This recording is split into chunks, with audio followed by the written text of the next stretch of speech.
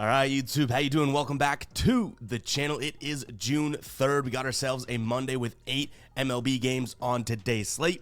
Like we always do when we go through each and every one of these games, I'll give you my lean on the side. I'll give you my lean on the total. We'll talk about any other plays like player props that we like within the game as well. But as always, guys, all of my final plays, so what I'm actually rolling with myself, if you do want to do the opposite and fade me, all those plays are going to be in the pinned comment. In terms of yesterday, not the best night to fade me. We go 4-1. Love to see that. We're still crushing the under 1.5 bases, so I'm going to stick to that. I think I may have figured something out, or at least a little strategy that I'm going to keep rolling with until it blows up in our face, which it is sports betting, so at some point it'll probably blow up in our face. But a 4-1 night. Randy comes through. Brian Hayes comes through. The Diamondbacks battle back to win. They get an early lead. They blow it, and then 2 runs in the top of the ninth to cash. The Rangers never looked back, and then our only loss. This is almost a 5-0 sweep, ladies and gentlemen. Will Brennan, bottom of the ninth, singles to like left field. And it's like, really? But still, a 4-1 night, we shall take it. And I love to see it because we got so much, like, I don't understand why some days are worse than others, but we got so much crap and hate in the comments yesterday. People being like, you should do this. This is bad. You talk too much. You ramble. And I'm like, dude, you know what? If you don't like the format of the video, or if you think that I talk too much or I'm a dummy, that one I can agree with. But if you don't like the format, or you think that I'm not doing a good video or something like that, first off, something's worked to this point, right? Second off, why don't you, instead of crapping on my videos, pull out a camera, microphone, get the computer going, make a channel yourself, and then really show me how it's done. You know what I mean? So shout out to those guppies. But nonetheless, guys, that's a little bit of a rant in the beginning of the video. A 4-1 night last night, and the vibes continue to increase here. We got the ride of the day cashing as well. Soundboard's getting abused today. We know it. Richie Ricardo, if we remember him from last week, cashed his ride of the day, but then didn't get his ride of the day in the next day. So technically this is a 2-pick streak for Richie, but we can't count it like that.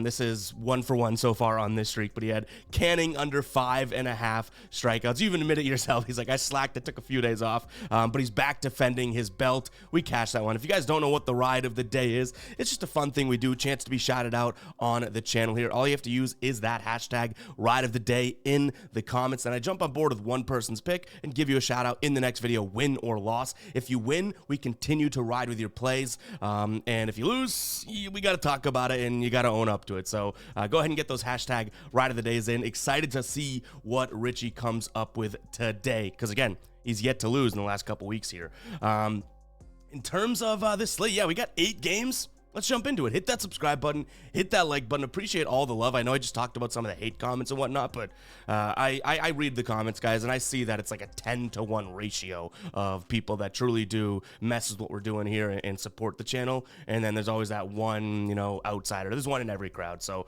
no big deal. But it is just funny to me that someone's like, I could do it better, and it's like, well, then do it. I have no problem with you starting a channel, right? Go do it. But let's jump into it, guys. We got Philadelphia taking on Milwaukee in this first game here. Weird one to me because I thought that this would actually come in as maybe more of a, not a pick 'em, I don't want to say that, but more of like a, the odds were kind of even, which we do have Bryce Wilson on the mound here for Milwaukee. He isn't confirmed. Zach Wheeler's on the mound for Philadelphia, so maybe that's where the obvious discrepancy comes from, because Philadelphia minus 218 in terms of the money line here. And that's why I'm saying I'm kind of shocked, because Milwaukee's won 7 of their last 10. They've won 4 straight games. So a little interesting, I guess, to me here, whereas Philadelphia's 5-5 in their last 10. But we do agree that they have the better pitcher on the mound, right? They have a decent bullpen, which is interesting because I didn't think their bullpen was great a couple months ago. And probably, a little bit better of an offense. In this spot, I'd probably look at Philadelphia in the first 5 run line. We've been cashing that all year long. I understand that it might be a dull pick, but for me, these odds don't really make sense. Like, for whatever reason, I want to trust that, Milwaukee doesn't necessarily have the value behind it, because why would they be plus 180? This is a team that's won 5 straight games, 8 of their last 10, and all of a sudden it's like, they come in as huge underdogs here, right? So a little interesting there. So I'll lean Philadelphia on the first 5 run line. I probably would lean that way anyways. It's just sad that we're not getting the odds that we wish. In terms of the total, I could see a 5-4 type of a game, but I do think Wheeler is going to have a decent outing, so probably only like 3 runs for Milwaukee, which would probably be their over in the first 5, right? Total. So hopefully Philly can put up some runs, because I think Milwaukee's going to have to rely on getting late runs to catch this over. But my favorite play in this game, and again, I might be starting to get down a rabbit hole here and kind of shoot myself in the foot, but I like Bryson Stott here under 1.5 bases. If we jump into the outlier screen, by the way, guys, you'll see outlier a few times in today's video. This is an amazing player prop research tool. It's also great for game research and everything like that too. You can see the trends with the red and the green, but I love it for player props. Link in the pinned comment for 7 days free. But I'm liking his under 1.5 bases. He's hit it in 73% of games this year. When going up against a right-handed pitcher at home, he's hit it in 73% as well, and in 7 straight in that situation. And if you look at it, against right-handed pitchers, right, his batting average drops to 233. It's already at 239, so not all that great to begin with. And the only pitch out of these top 3 that he hits really well, you can see, is the sinker, 419 WOBA. So if he gets the cutter, he gets the curve, he should struggle to some degree with that. So again, we don't want to go too, balls to the wall with this under 1.5 bases strategy that I have, but that is going to be a play that I strongly consider in this spot. So Philly first 5 run line. The over slightly, probably my least favorite play that I threw at you there, and then Bryson Stott under 1.5 bases. All right, Washington taking on the Mets. This is the tough part about a small slate, right? Because this is a game, and even Philadelphia with that line, it kind of throws out the window of potential final play in a sense. But then we have Washington and the Mets here, and it's like I just don't love a spot in this game. In terms of a lean, I don't mind, I guess, Washington at home. They have Mackenzie Gore on the mound, who on the season has a 2.92 ERA. He struggled at home as well, but in his last 5 starts, the dude has been really well, been pitching really well. He's got a 1.6 ERA in his last 5 starts here. Going up against McGill, who has 3 starts on the year, and he's looked really well. Looked really good as well. I can't talk this morning, with a 1.7 ERA, 1 flat whip, a 1.96 FIP.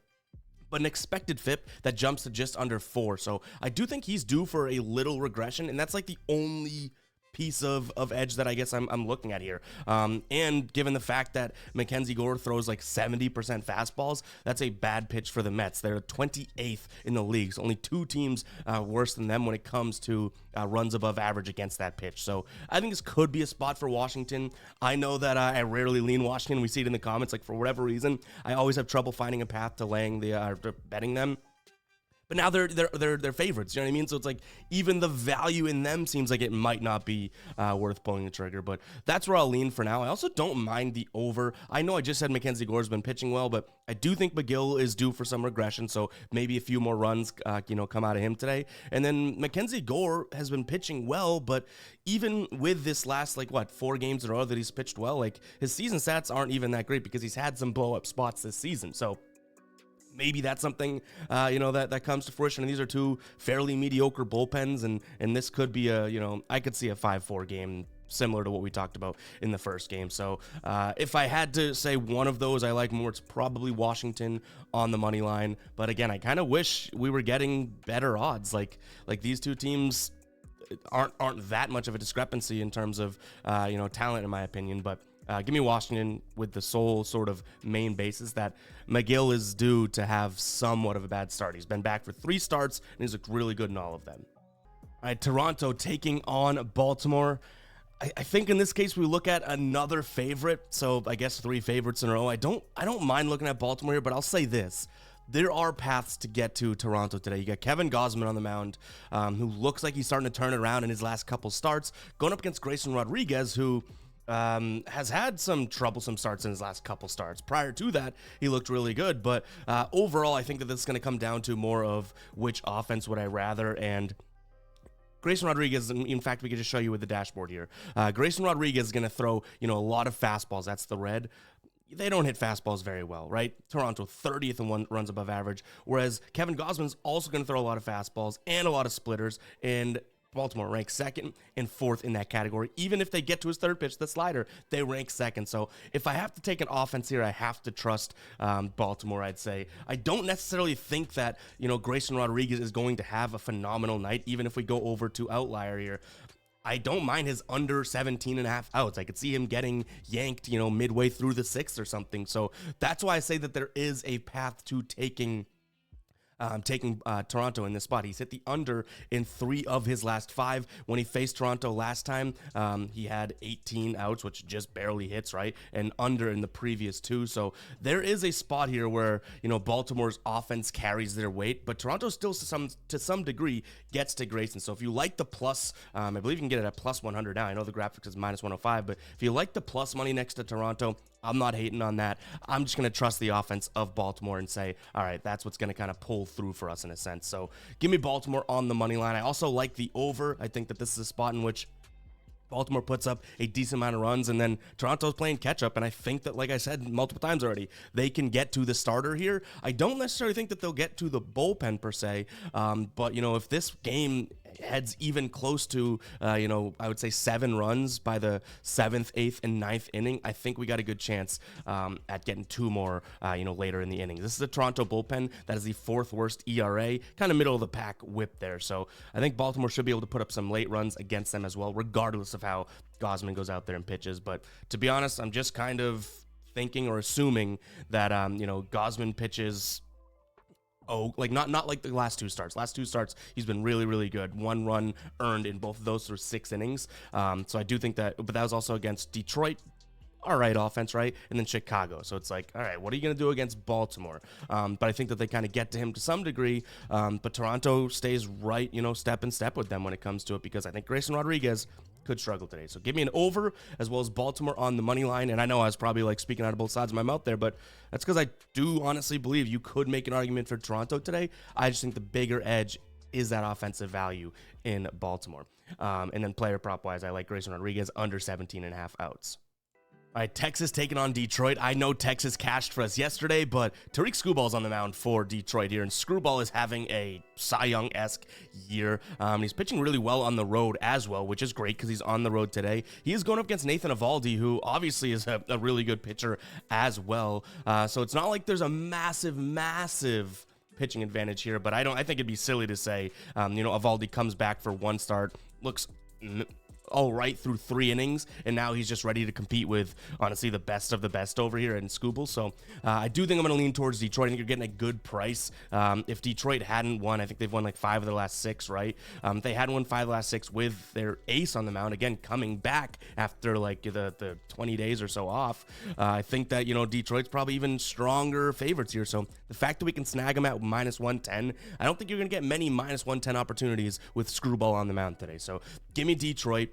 In terms of the total, I'll back both pitchers there. I like the under. I could see a 4-3, 4-2 type of a win here. Honestly, I hate to say it, but if Eovaldi's on, I could see a 4-3 win for Texas as well, right? So I do like the under. Honestly, the first 5 under may be a look too. That way we don't have to worry about the bullpen of Texas. Detroit has had their ups and downs with their bullpen this season. I wouldn't say Texas necessarily has, their bullpen isn't all that tremendous. But honestly, if we look at this game and the total here, I want to say under 3.5 is what we could look at for plus 120. You could look at under 4.5 for minus 145. Those could easily be plays that we roll with here. Just trusting both pitchers.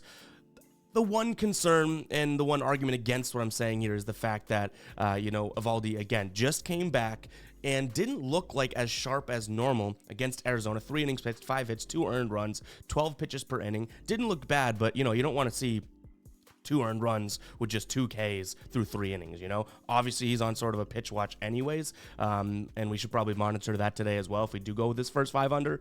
But, all things considered, I think that could be a good spot. And then no major player props that I'm liking. I wanted to kind of see what we can get out of Skubal and say, okay, is there any sort of look for his strikeouts or anything like that? Because this is a Texas team that likes to swing the bat, but they haven't been striking out that much against lefties lately. So I was like, all right, you know what? Pump the brakes. We don't need to force it.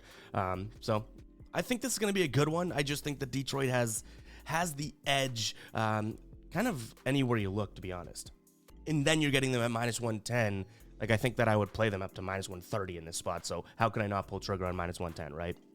And I also forgot to mention earlier, the dashboard you guys saw, right? This is the dashboard that we put a lot of work into, and we created ourselves here on Google Sheets. What it is every single game broken down from a pitcher perspective, a bullpen perspective. We have the pitcher's pitch mix, and then the last 30 days batting overall, versus the pitcher's hand and versus the pitcher's hand, whether it's home or away, and then also versus pitch mix here for runs above average. This is a tool you can get access to for literally so cheap. $2.99 a month, and it's by becoming a channel member. It's not even specifically just for this tool. There should be a link in the description, as well as some join button next to the subscribe button or something like that on the YouTube app. So just become a channel member. Again, $2.99 per month, and you get a new link posted every single day for this. The link is good for the month, so you don't have to find the new link every single day, but we post it every single day right in front of you if you do want to check out this dashboard.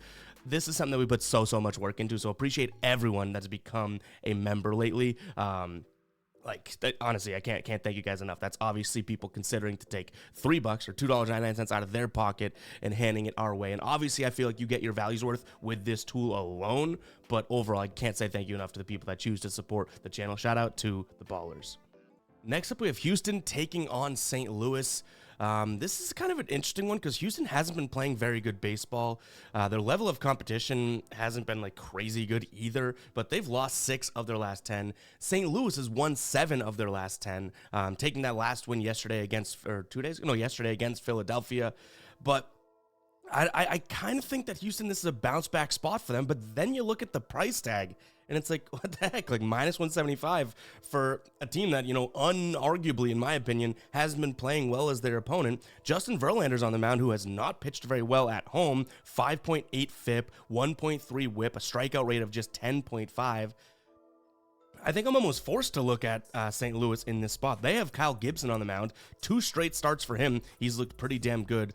4 innings pitched, 5 hits, 0 earned runs against Baltimore. Then 6 innings pitched, 2 hits, 1 earned run, and it was a home run against Cincinnati. That was their only run of the game. Compared to, like I said, what Verlander's done lately, he's been good in terms of his last couple starts, but at home just hasn't been his best spot here. So do St. Louis's bats continue what they've been doing against right-handed pitchers? Last 30 days, 3rd best average, 2nd best WRC+, 2nd best on-base percentage, 2nd best OPS, 6th best ISO, 4th best slugging. I could see it happening, so I'm going to lean towards St. Louis here. I'll sound the psycho alert alarm just because of those odds, but to me, I do truly believe Houston could bounce back. I understand that. But for minus 175, that price is just out of here for me. So give me St. Louis for plus 160. In terms of the total, I think St. Louis is going to have to score on Verlander to win this game. Because, again, I think Houston's bats kind of come ready to play, to be completely honest. So I'll lean towards the over 8. I've seen some 8.5s out there as well. So I'll lean towards over 8 in this spot. 8.5, I don't necessarily love it as much, obviously, but still, I think to hit an over 8, you got to score 9 runs. Just you don't have the push potential. So give me the over in this spot as well. And then no player props that I'm loving this one as well. In fact, I'm still kind of even weary of taking St. Louis, right? These sports books are pretty damn smart. The odds makers know what they're doing. Putting Houston there at minus 175, they obviously think that they're strong favorites today. I can't really find that in my research, but obviously they know what they're doing. So for what it's worth, this is a flyer on St. Louis. I'm not trying to tell you that it's an absolute lock.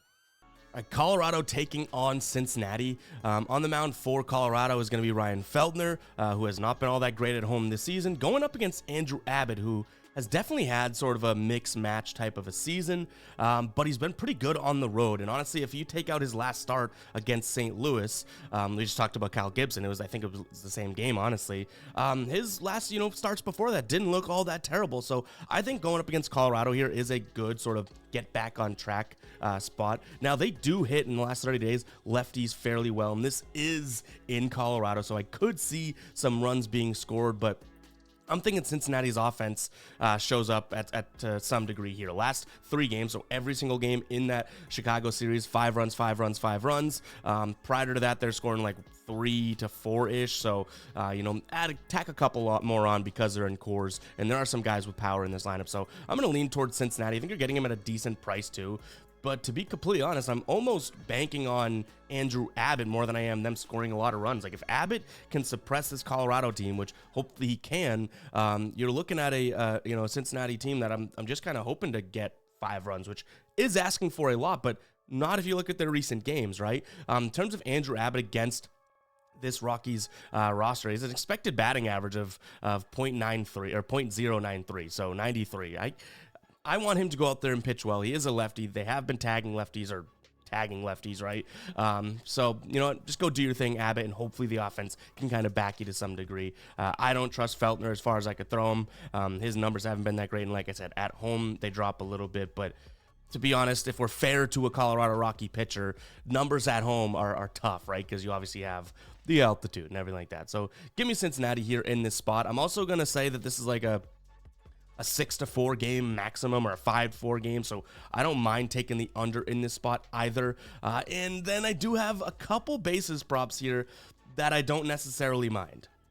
First one I'm looking at is going to be Chris Bryant under 1.5 bases. Decent odds, -125 over on Caesars. In fact, over on DK, it's 10 cents more expensive. He's hit the under here in 75% of games this year. Home games, he's hit the under in 70. Going up against a lefty, he's hit the under in 67. Forget home, against lefties, hit the under in 67 as well. So removing those filters, by the way, all these are so cool to be able to do over on Outlier. But let's look at his last 10. 8 of his last 10, he's gone under. What I like is his batting against lefties on the season. 105 batting average here. Batting average of balls in play, 143. Extra base hit, literally has not gotten one off a lefty this year. Decent spot here as well. Andrew Abbott against batting average against 227, drops to 226, so not much of a difference there. But what I like is he's going to throw a lot of fastballs, right? His literally main pitch. His weighted on base average, 241 against fastballs here. So I think this is a good spot. Even from the heat map, Chris Bryant, cold when it's up and in. Look at where Andrew Abbott throws it, outside and away. Like, he doesn't even have any data against lefties on that spot yet. And if he does throw it up here, which you're going to see about 10%-ish in this area, I don't expect him to hit it. So the only heat that Chris Bryant even has to track is 0, 0, 0, 0, 0 all over. So I think this could be a good spot for him. And then one that's a little bit more juiced here is going to be Sean Bouchard here. Same thing, under 1.5 bases. We scroll down, you can see his batting average against lefties is better than it is on the season, 206 versus 211, but it's still a 211 batting average. His K percentage is 41% against fastballs. His WOBA does jump from 300 to 360, but you know, that K percentage, like Andrew Abbott could fan him a couple times today. So those two bases props I don't mind. One concern, and I feel like I have to say this when taking unders and stuff in this, it's like a single could be a double in this spot. Like if you just make less contact with the ball, it's going to fly a little bit farther, come off the bat a little hotter. So definitely something worth considering, but the numbers look okay there in that spot for those player props. And by the way, guys, before we do move on to the last couple games, go ahead and comment 22. You made it 22 minutes into the video. Appreciate the hell out of you guys. I know I kind of ragged on the guppies at the beginning of the video because it's just an annoyance, I guess, but I appreciate all the real ones more. I do mean when I say when I notice the comments and it's like 10-1 in terms of the love that we're getting versus the hate that we're getting. So appreciate everyone that does choose to support. Pick up Fade Me gear, fademe.store, hit the like button, subscribe, leave a comment, any of that, guys. It all helps the channel, and I'm just a dummy with a camera and a microphone. You guys are the ones that show up and watch and interact and build this community with me every single day. So I cannot thank you guys enough for that. And we're going to keep grinding. We do have another trip coming up in a couple days, which vacation have always hits, so that's good. But yeah, we'll have some road videos, but we're gonna keep grinding for you guys and keep growing this damn thing.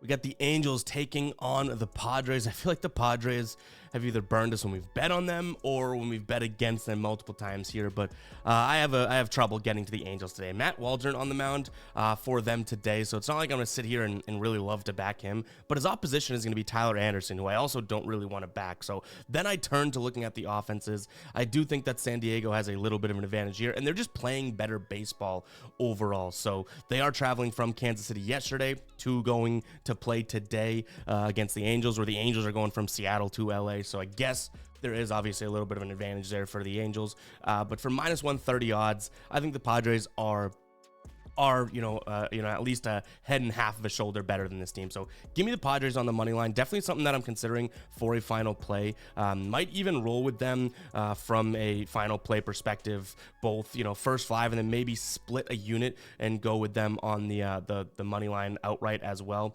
Just full game money line.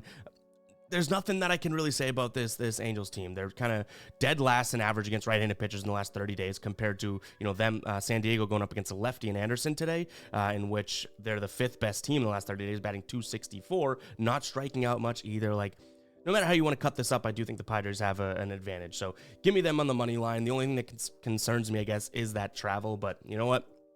Screw it. Let's roll with it. In terms of the total here, I think this is going to be like a 5 to potentially 4 game, but that's where I would draw the, like, I think this is a 5-4 maximum. I could see 5-3. I could see 4-2. So I think I'm going to lean towards the under. But it just, like I said, I like to tell you guys when I'm shaking in my boots and not the most confident lean, because I could see this being a 5-4, like I could picture a 5-4 final play, final game here. I also don't mind just taking like a look at potential team total under for the Angels here. See what we can get for odds for that. I don't have odds next to it, but in terms of their runs, you can go under 4.5 for -170. That's a lot, but then +105 for under 3.5. For the first 5 team total under for them, under 1.5, that's kind of pushing it. I could see something like that, but we'd have to make the odds work. I'd probably just roll with the full game under overall, but I definitely would prefer Padres money line. Just -130, set it and forget it. All right, Snakes taking on the Giants here. Mason Black on the mound for the Giants. If you don't know, he's really struggled, but he's not confirmed either, so I do think we have to keep an eye on that. If it's him, I like Arizona. If it's anybody else, like I don't even know necessarily who it would be. I don't necessarily want to kind of roll with this, because on the other side for Arizona, Ryan Nelson, who has had his struggles for certain, and it makes me kind of, again, shaking my boots there. But I do still think that there is a little bit of, if it's Mason Black, again, we don't know exactly who's pitching. I think that there's, as crazy as it is to say, an advantage for Arizona there. They are the home team as well. But if you want to take the flyer, you want the odds on San Francisco for +120.